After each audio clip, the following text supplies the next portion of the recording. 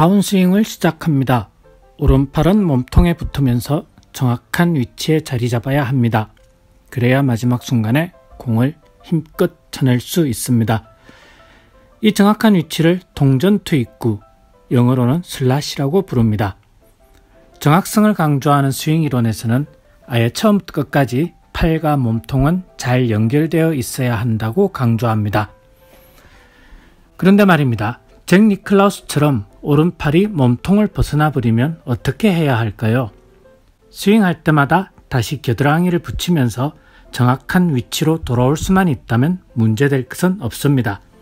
잭 니클라우스는 매번 그 어려운 일을 해냈다는 뜻이기도 합니다. 그런데 팔을 높이 들면 뭐가 좋을까요? 정확성이 떨어질 수도 있는데 잭 니클라우스가 팔을 높이 든 이유는 무엇일까요? 대장장이가 망치질을 하려고 합니다. 쇠뭉치를 펴기 위해서 힘껏 내리치는 동작은 어느 쪽일까요? 정교하게 다듬는 동작은 어느 쪽일까요? 진짜 질문은 그 다음입니다. 우리는 어떻게 이 질문의 답을 알까요? 망치질은 관절을 사용하는 동작입니다. 사용하려는 관절의 각도를 보면 사용하려는 힘의 크기를 짐작할 수 있습니다. 겨드랑이의 각도, 팔꿈치의 각도, 손목의 각도, 이 세 개의 각도가 에너지로 전환되는 과정을 지렛대 효과, 영어로는 레버리지 이펙트라고 부릅니다. 골프계의 지렛대 효과를 처음 소개한 책은 1968년에 발표된 완벽한 스윙을 찾아서입니다. 영국 골프협회 의뢰를 받아 앨리스터 코크란과 존 스톱스 두 물리학 박사님이 집필한 책입니다.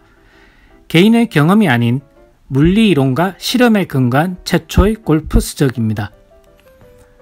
롱 드라이버 선수들의 스윙을 살펴보면 오른팔을 높이 드는 모습을 자주 찾아볼 수 있습니다. 지렛대 효과를 극대화하기 위해서입니다.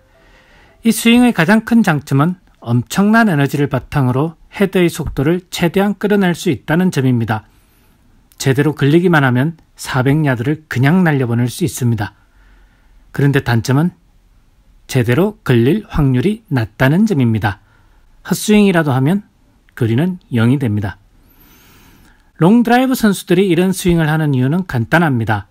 8번 중에 한 번만 제대로 걸리면 되기 때문입니다. 투어 선수들이 이런 스윙을 사용하면 어떨까요? 점수로 내기하는 분들이라면 또 어떨까요? 지렛대 효과를 크게 하기 위해서 팔을 높이 들기로 했습니다.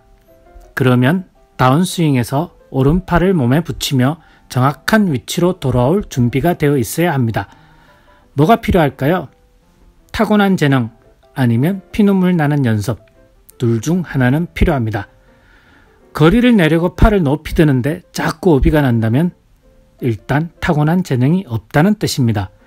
그러면 피눈물 나는 연습을 하든가 아니면 포기하고 스윙을 낮추고 겨드랑이를 붙이든가 둘 중 하나를 해야 합니다. 백스윙에서 어깨를 90도 돌렸습니다. 그런데 팔은 얼마나 들어야 할까요? 정답은 없습니다. 각자의 개성에 맡기면 됩니다. 정확성과 파워 사이에서 선택하면 됩니다. 젊은 시절 힘자랑은 하고 싶고 후려패야 시원하다고 느낀다면 주변에서 아무리 낮춰라 해도 높이 들 수밖에 없습니다. 성격상 높이 들고 후려패다가 오비 몇 방에 지갑 틀리고 상처 입고 조용히 팔을 낮추기도 합니다. 처음에는 벤호건처럼 낮게 들고 또박또박 잘 치고 있었는데 거리 한번 내볼까 하는 생각에 팔을 좀 들어볼까 생각할 수도 있습니다. 뭐가 되었든 두 가지만 주의하면 됩니다. 1. 정확하게만 맞아도 멀리 갑니다. 정확하게 맞는다는 보장이 있다면 부담 없이 헤드 속도를 올릴 수 있습니다. 2. 파워가 속도를 의미하지는 않습니다.